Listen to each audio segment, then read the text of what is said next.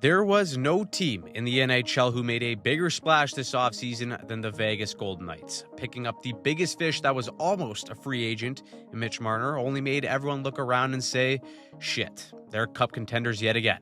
Vegas has the lovely luxury of being one of, if not the NHL's most hated team. Whether it is ruthless decisions when it comes to player management or their very famous transformation into the Vegas injured reserves to exploit the LTIR and win a cup, it is all on the basis of one principle: win at all costs. Some of you may not like it, but the numbers don't lie. Vegas is one of the best teams in the NHL early into the season and will likely be throughout the season. Now, first, in case you weren't aware, the NHL did close the LTIR loophole, so people will have to find a new reason to hate them. Someone should probably tell Captain Mark Stone that since he's hurt, but regardless, Vegas is a very well-coached team. As it stands right now, they are the highest scoring team in the NHL, with Jack Eichel leading the league in scoring. Vegas, because of their personnel, can score in almost every way. But let's start with the nitty-gritty and probably the most important way to score come playoff time, and that is off the forecheck. Tactically, it is nothing special. They run a 1-2-2. F1 comes in to give initial pressure, and F2 and F3 are there to kill the next play. People naturally think that a strong forechecking team is one that hits guys through the walls to create turnovers.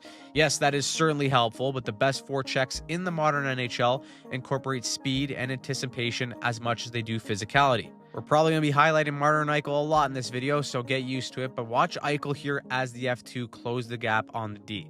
Now, Eichel here could use his physicality, but instead he's going to lean on his strengths, which is his cerebral play. Just with his positioning, he cuts off the wall where the defender wants to make a play on his forehand. Eichel's presence forces the D to now shift to his backhand.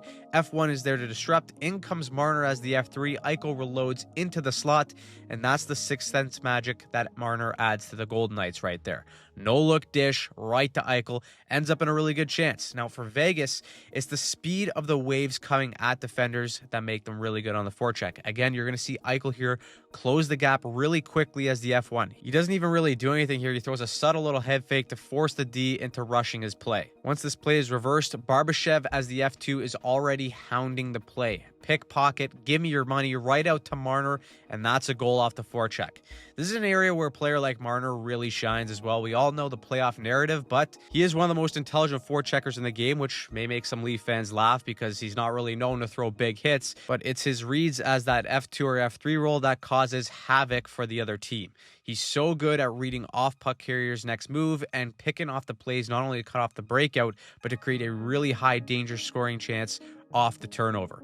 The forecheck up and down the lineup has been really effective for them early in the season, which is why they rank third in the NHL when it comes to 5-on-5 goals. Now, you don't become the league's best offensive team without torching your opponents on the rush. Vegas already had Eichel, who does prefer to use his speed in a more north-south manner, but because he's such a dynamic skater and playmaker, he demands immediate attention when attacking in between the dots. This is lovely stuff right here. He's going to take this possession and just drift from the middle right of the ice to the middle left to slowly pull the defender and Zadorov over to his side. Right here, he's got him right where he wants him. Hook, line, and sinker. Perfect aerial pass to Mark Stone, who gets a grade A chance. That's what makes him and Stone such a dynamic pairing too, because if you've ever seen Stone skate, it is not the prettiest thing. It's like he's carrying two bricks on his feet, but he's incredibly smart and he knows how to play off of the speed of Eichel. The man is an international thief when it comes to stealing pucks. When you can steal pucks like this, it makes Vegas a threat off a neutral zone turnover and on the forecheck as well.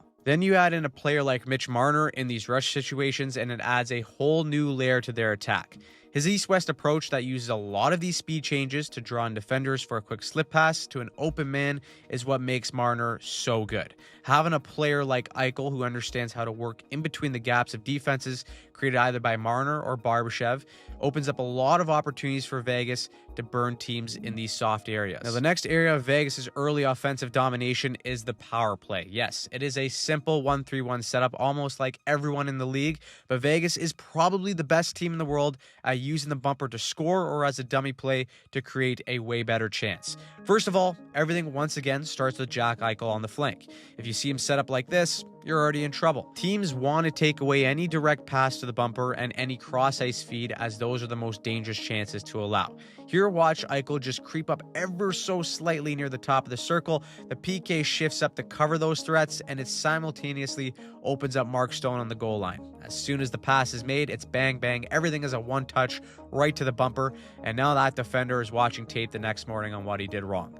But that's the thing. This power play is so good because it takes what it is given. Carolina's PK is one of the best in the league for how aggressive they are, and even when they play Eichel tight like they're doing here, his craftiness gets him out of pressure and it directly opens up the bumper for a grade A chance. And look at this little wrinkle they put in here against Boston. Watch Skorofiev on the flank slip down the post. This Boston killer sees that and is like, oh, I better cover that. So he slips down as well. Then Hurdle in the bumper is going to slowly back up into the space that is created from that defender going down to the post. While waiting for a dish from Eichel, it is another grade A look that was all created by movement away from the puck. When you start to feed the bumper that consistently and effectively, guys start to cheat, and it opens up either a direct pass across or an opportunity to drive the net yourself.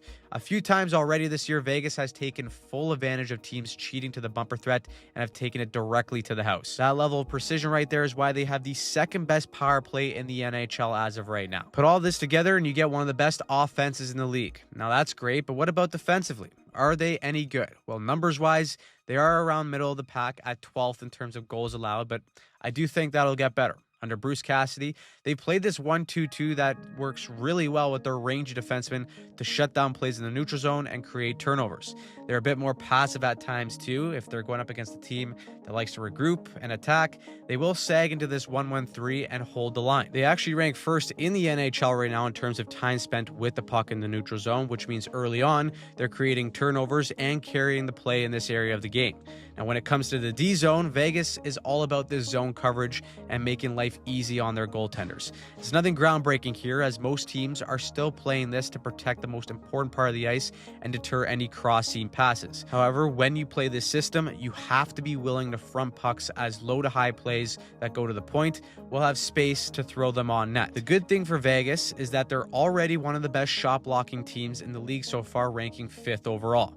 Good structure leads to turnovers, and then it's how Vegas translates it into offense that makes them deadly. The great thing about Marner is that he's really good defensively as well, and the addition of him is really valuable in the breakout. The Knights tend to want to keep their breakout simple with a rim up the wall to the winger and then a simple bump play to the middle, preferably to Eichel, so you can use that speed to lead the rush. That does put pressure on wingers to make a play, but with Marner's skill and awareness, he is naturally pretty good at catching pinching defenders with their pants down with a soft chip or a skill play to evade all that pressure. So is all of this sustainable? It is early. We're not even 10 games into the season, but Vegas was one of the Cup favorites coming into the year the day they acquired Mitch Marner. Based on their system, we've already seen from a small sample size how well this could be a great fit.